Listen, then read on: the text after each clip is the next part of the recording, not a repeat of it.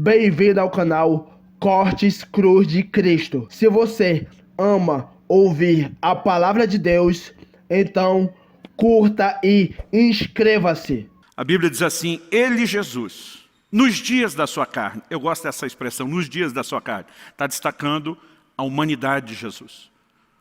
Porque é importante mencionar isso, depois da morte e ressurreição de Cristo, essa condição em que Jesus se move limitado à humanidade foi mudada. Paulo diz em Colossenses 2 que nele, em Cristo, habita a plenitude, habita corporalmente a plenitude da divindade. Ou seja, se ele abriu mão temporariamente de qualquer atributo, depois da ressurreição, essa condição muda completamente. Então a Bíblia faz esse destaque nos dias da sua carne. Isso nos lembra não só que era no tempo do ministério terreno, mas lidando com essa limitação da natureza humana que cada um de nós tem. A Bíblia diz, tendo oferecido com forte clamor e lágrimas, orações e súplicas a quem o podia livrar da morte, foi ouvido por causa da sua reverência. Esse versículo 7 situa o acontecimento exatamente no Getsemane. Não apenas por causa das lágrimas e nas orações, mas a Bíblia é clara em dizer que isso aconteceu quando ele fez súplicas a quem o podia livrar da morte.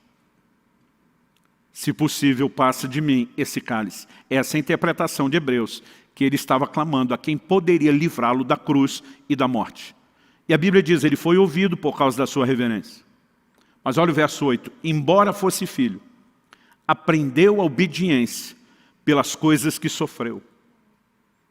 Eu lembro na adolescência, o dia que eu prestei atenção pela primeira vez nesse versículo, eu parei de ler e fui falar para o meu pai, está errada essa minha versão da Bíblia. Está dizendo que Jesus aprendeu obediência. Ele nunca pecou, como é que ele está aprendendo obediência? Ele foi obediente a vida inteira. O texto não está dizendo que ele não tinha obediência nenhuma e que ele estava aprendendo do zero. O texto sugere que a obediência é algo no qual eu e você crescemos e a níveis cada vez mais profundos. Ele é gerado sem pecado, ele nunca pecou. Mas nesse momento, pela primeira vez, ele está diante de um claro conflito de vontades. Deixa eu te dizer, a hora em que o meu e o seu coração será testado é quando o conflito surge. Eu já vi gente dizendo, não pastor, eu sou submisso à minha liderança. Já vi mulheres dizendo, sou submisso ao meu marido. E alguns não são submissos. Eles estão vivendo uma harmonia espontânea. Enquanto o líder pensa igual, está tudo bem. É na hora que houver um conflito de vontades, que nós vamos descobrir onde é que está o coração. Porque tem gente que não é que ele está se submetendo, ele concorda, então ele aceita. A submissão é quando você descobre o desejo de ir em outra direção, e agora você tem que abrir mão e se render a quem está numa posição diferente da sua. Nesse momento, pela primeira vez, Jesus está diante de um dilema da grande missão da vida dele que ele veio cumprir. É por isso que o texto de Filipenses diz, foi obediente até a morte. Ou seja, ele não obedeceu apenas mandamentos, ele tinha que obedecer o comissionamento pleno, a missão de ir à cruz por mim e por você. Só que a Bíblia está dizendo que ele aprendeu obediência pelas coisas que sofreu. Que sofrimento é esse? Não está falando do sofrimento da cruz. O sofrimento da cruz acontece depois que ele já foi obediente e vai até o fim.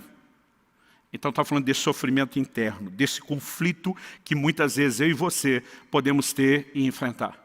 No entanto, a Bíblia diz, e tendo sido aperfeiçoado, verso 9, tornou-se o autor da salvação eterna para todos os que lhe obedecem.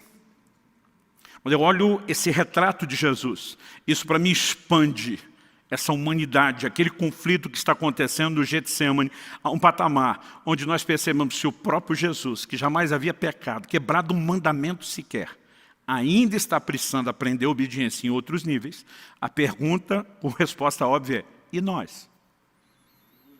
Será que não temos níveis mais profundos de entrega? Nós precisamos entender que entrega é algo que se aprende, obediência é algo que se aprende continuamente. Quanto mais nos sujeitamos ao Senhor, estamos sendo aperfeiçoados. O aperfeiçoado não é só para quem tinha defeito. Jesus nunca havia falhado, mas ainda estava sendo aperfeiçoado, entrando em níveis de rendição cada vez maior. Alguém disse que ninguém fica bom em nada a não ser com treino. Eu quero te dizer que até na obediência e na entrega não deve ser diferente. Quanto mais nós praticamos, quanto mais exercitamos, mais nós aprendemos e mais nós crescemos. Sabe, querido, muitas vezes a nossa dificuldade é que a gente não consegue avaliar que Deus tem algo melhor Porque muitas vezes nós estamos focados no que custa aquele sacrifício da vontade no momento. Jesus está olhando para a cruz. Ele está olhando, imagina, não apenas para o sofrimento físico. Ele entra num nível de agonia, a ponto de suar gotas de sangue. E, obviamente, como um homem, ele está assustado diante do que ele vai enfrentar. A Bíblia é clara, diz que ele estava triste, a alma angustiada. E, de repente, ele pensa, é muito sofrimento. E o problema é que a maioria de nós sempre vai olhar para a entrega, para a rendição, como um sacrifício, como algo doído. Estamos abrindo mão de algo de valor, de algo que me dói, de algo que me machuca. O que muitas vezes nós deixamos de levar em conta é que não há nada que o Pai Celeste nos peça que possa ser caracterizado como injusto ou que seja para o nosso mal. Ainda que haja dores momentâneas, nós precisamos focar o resultado final. Quem está entendendo, diga amém.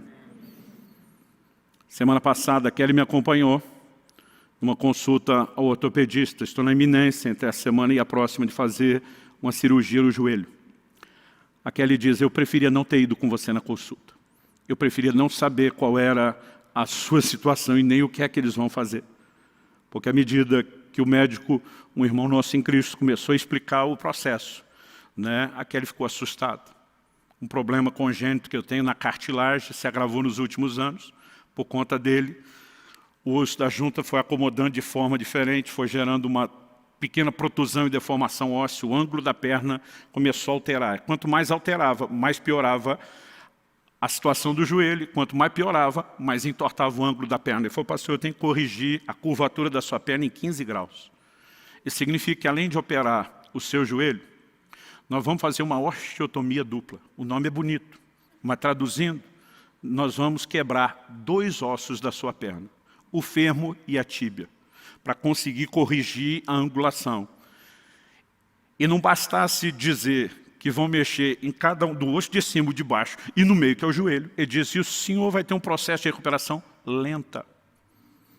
Porque nós vamos botar umas placas de platina aí no seu osso para ele recuperar legal. E ele disse, o senhor pode ficar de 60 a 90 dias sem poder apoiar no chão, sem uso de muletas. E de repente eu levo um susto, imaginando, vai quebrar aqui, vai quebrar ali, vai arrumar isso, vai parafusar aqueles negócios, não vou poder pisar. Eu falei, eu vou ficar parado durante 2 a 3 meses? Ele falou, não, pastor, 2 semanas de cama, no máximo 3. O senhor pode pregar na igreja, senta numa banqueta, chega de muleta, mas pisar no chão, apoiar, pode levar de 60 a 90 dias. Quando nós saímos, e a Kelly começou a valorizar o assunto, eu comecei a ficar assustado. Eu falei, nem eu tinha pensado, parece que era uma brincadeira até agora.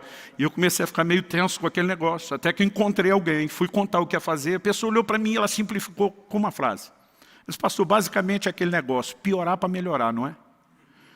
E de repente pensa numa frase simples que alinhou tudo. Eu falei, eu sei o que isso me custou até agora.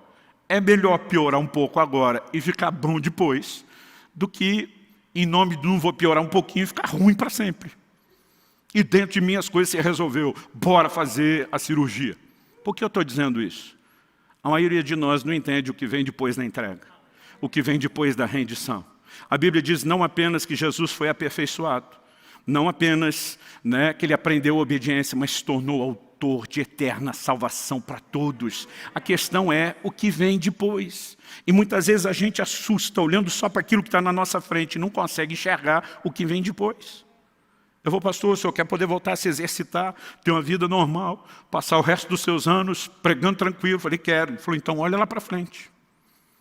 E aí você precisamos entender o que vem depois. Não há ninguém que tenha praticado entrega e você olhe nas Escrituras e diga, não se deu bem. Pastor, e aqueles mártires que se renderam a ponto de morrer? O livro de Hebreus diz que muitos deles não aceitaram o seu livramento. Não é que não poderiam ter um livramento, não quiseram. Disseram para Deus, nós não vamos usar o crédito. A Bíblia diz porque visava uma superior ressurreição.